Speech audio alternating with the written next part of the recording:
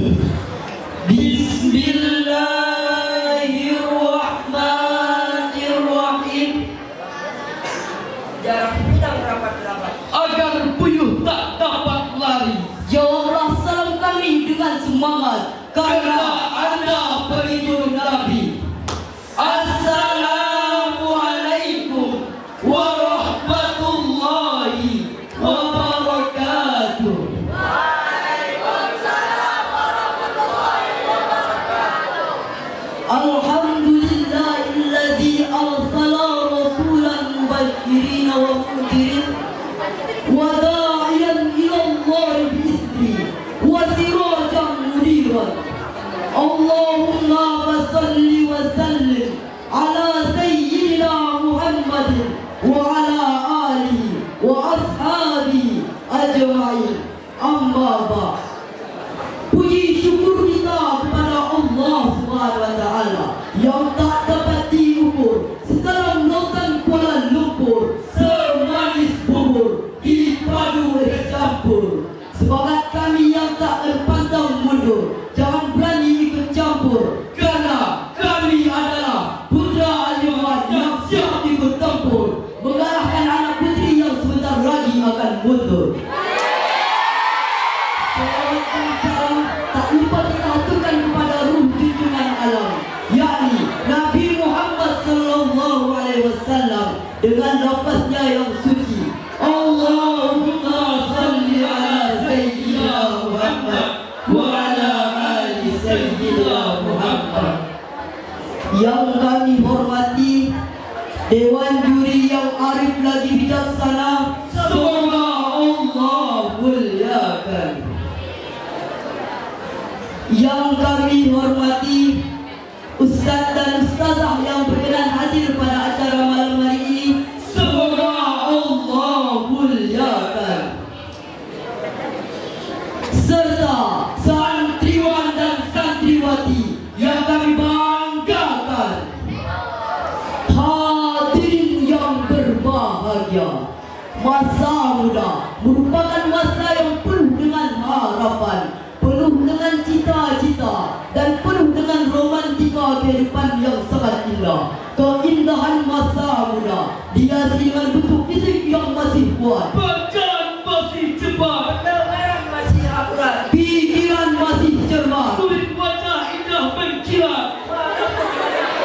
Tetapi tidak gawat, karena masih banyak obat di toko-toko terdekat. Oleh karena itu, pantas bila para remaja dan pemuda merupakan salah satu penentu maju dan mundurnya suatu negara. Sebab terbukti sejak dahulu kala hingga saat ini dan sampai yang akan datang, sesuai dengan fitrahnya remaja dan pemuda merupakan tulang punggung suatu negara, penerus estafet perjuangan terhadap bangsanya. Sebagaimana Syekh Mustafa Al-Ghalaini, seorang pujangga Mesir, berkata, Inna fi yadi syubbat amrul ummati wa fi aqdabiha hayatiha. Sesungguhnya pada tangan pemuda lah terdapat urusan kuat, dan pada kaki-kaki pemuda lah terdapat kehidupan kuat.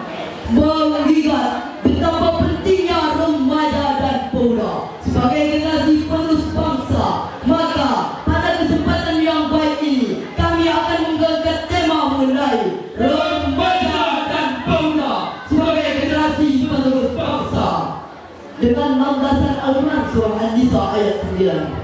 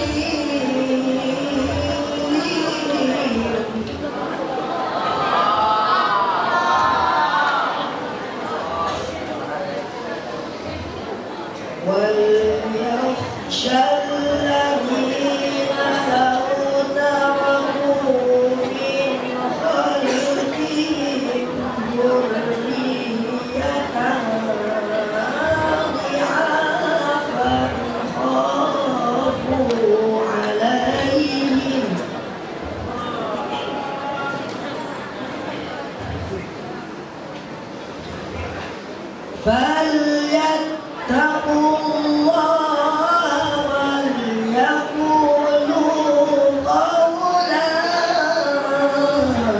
سديدا.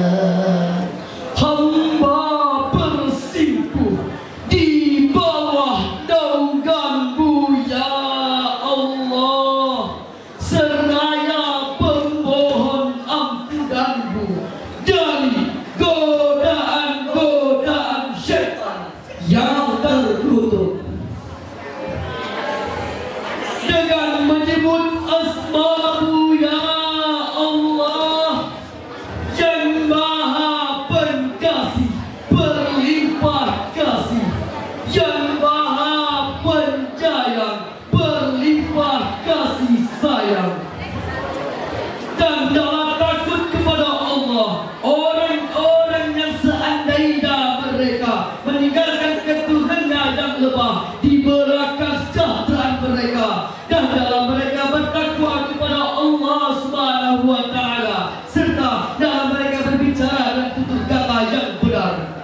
Menurut ayat di atas, jelas-jelas Allah Subhanahu wa taala memperingatkan manusia supaya tidak meninggalkan generasi penuh yang lemah, baik fisik, mental ataupun intelektual, karena ini bisa menyebabkan kemunduran. Apabila generasi masa muda yang ada sekarang maupun yang akan datang mempunyai kelemahan dalam hal-hal tersebut, maka dapat dipastikan mereka mudah terhanyut dalam gelombang kemerosotan borong yang disebabkan pergaulan yang semakin bebas serta penyalahgunaan media, karena modal utama mereka dalam membentengi diri dari bencana tersebut adalah tingkat intelektualitas serta pemahaman manfaat dan mudarat dari semua pergaulan dan media, sehingga hal ini bisa memudahkan remaja dan pemuda dalam proses neutralisasi budaya, sehingga mereka terbebas dari kulit buta alias terbebas dari budaya ikut-ikutan. Oleh karena itu, wajib bagi kami, saya, saudara, dan kita semua merasa takut jika meninggalkan anak-anak, keturunan dan generasi penerus yang lemah.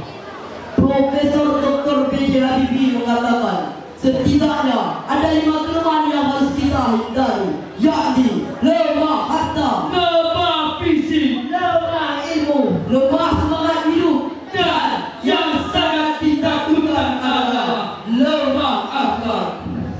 Hadirin, jika 5 kelemahan ini melekat pada generasi-generasi remaja dan pemuda kita, saya yakin mereka bukan sebagai pelopor pembangunan, melainkan sebagai virus pembangunan, penghambat pembangunan, bahkan penghancur pembangunan. Padahal hadirin, di negeri tercinta ini, sejarah telah membuktikan sejak tahun 1908 masa kebangkitan nasional sampai detik-detik proklamasi dikumandangkan, berbagai organisasi kepemudaan didirikan seperti Persatuan Praterskopia, Trikolo Darmo, Jong Islam Mantenboy, bahkan kita mengenal Budi Utomo, tokoh pemuda karismatik. Mereka semua sudah menjadi the grand old man. Istilah Bung Karno menjadi Stokibar, bahkan menjadi the founding father, pendiri penggerak yang menurut kemerdekaan. Sejarah tersebut mengajarkan kepada kita semua selaku remaja dan pemuda saat ini dan yang akan datang agar memiliki semua juang yang tinggi serta tanggung jawab yang penuh atas nama dosa, bangsa dan agama yang kita saat ini. Sebab Subhanallah, Rijalukan, the now today is leader tomorrow. Pemuda hari ini adalah jaga-jaganya pemimpin yang akan datang. Sebagai contoh bagi remaja dan pemuda selaku generasi penerus bangsa, mari sama-sama kita renungkan firman Allah Subhanahu wa taala dalam Quran surah Al-Kahfi ayat 13. Nahnu naqussu 'alaika naba'ahum bil haqq.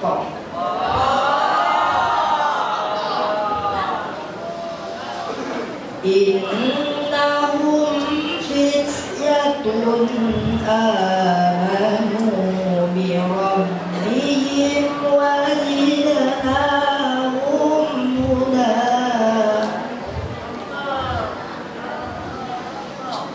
innahum fityatun amanu bi rabbihim wa zidnahum huda. Shadaqallahul azim. Kami kisahkan kepada Muhammad cerita ini dengan benar. Sesungguhnya mereka adalah pemuda-pemuda yang beriman kepada Tuhan mereka, dan kami tambah pula mereka petunjuk. Maha benar Allah dengan segala firman-Nya. Hadirin ma'asyiral muslimin rahimakumullah. Imam Ali As-Sabuni dalam sebuah tafsir memberikan syarahan terhadap ayat tersebut dengan redaksi: nahnu naqussu 'alaika ya Muhammad khabarul azim 'ala wajhi sidqi bila ziyadati wala naqsan. Yaitu kami kisahkan kepadamu wahai Muhammad berita aneh menurut perjalanan yang benar, tidak ditambah dan tidak dikurangi sedikit pun. Dengan demikian, ayat tersebut merupakan khabariyah ilahiyah, suatu berita dari Allah Subhanahu wa taala. Isi berita adalah kisah tentang pemuda Ashabul Kahfi. Ashabul Kahfi dapat kita jadikan uswah, terutama bagi remaja dan pemuda selaku generasi penerus bangsa. Ashabul Kahfi merupakan pemuda kita, maka Allah Subhanahu wa taala akan menjamin keberkahan bagi bangsa kita tercinta ini. Sebagaimana Dr. Muhammad Sulaiman Al-Asqari dalam Subtan Al-Tafsir Rifatul Wajir menjelaskan, "Iqbalu ma syi'tum." Bekerjalah sesuai dengan skill masing-masing. Setidaknya ada 5 orang yang harus kita kerjakan, yakni Olah rasa agar iman melekat, olah rasio agar ilmu pendidikan, olahraga agar badan sehat, olah usaha agar ekonomi kuat, dan olah kinerja agar beraktivitas pendidikan.